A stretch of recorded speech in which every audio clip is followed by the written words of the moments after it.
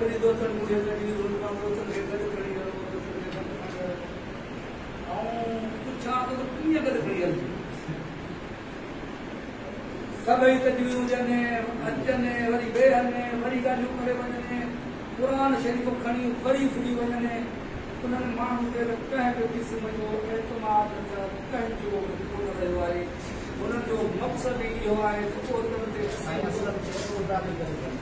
उहिदनि ते असीं हुजूं असांखे उहिदा ॾियो असां सां ॻाल्हायो कंहिं कमेटी में असांखे खणी हलो सेक्रेटरी वटि असांखे खणी हलो उन्हनि जो मक़सदु ई इहो त आऊं साईं खे इहो अर्ज़ु कंदुसि त तव्हां आइनी तरह सां हुननि तंज़ीम जेके बेदाख़िलियूं कयूं ॿिन्हिनि दोस्तनि में तव्हां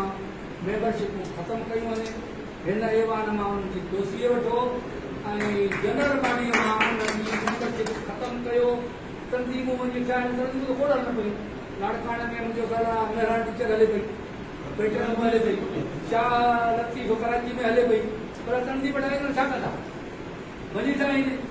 हाणे ॾाढो ठाहींदा हींअर बि दोस्तनि जो हिते बहितरीन तजवीज़ूं आहिनि त हीउ वक़्तु जेको तरफ़नि या ज़िलनि ते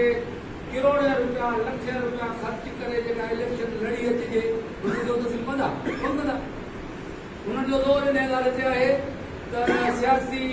जेको आहे तो फ़ोनियूं कराए ऐं पेरनि टुकड़नि जा तो वॾा मुस्लमान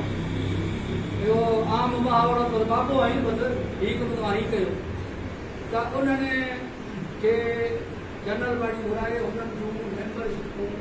पेटे रहो खां ख़तमु करे छॾियो हीउ ऐवान अॼु जेके तजवीज़ूं ॾिनियूं आहिनि उहे तंज़ीम जे लाइ उस्तादनि लाइ तमामु सुठियूं आहिनि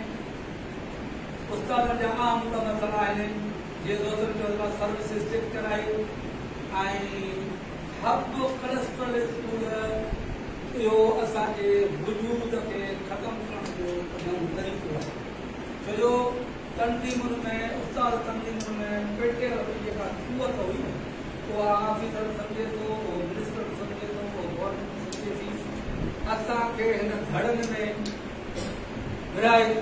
छो हिकिड़े ॾींहुं मिनिस्टर साहिबु हुननि सां थो मीटिंग करे ॿिए ॾींहुं तव्हांखे थो घुराए हाणे हू ॿुधाइण थो चाहे त हुननि जी का हैसियत आहे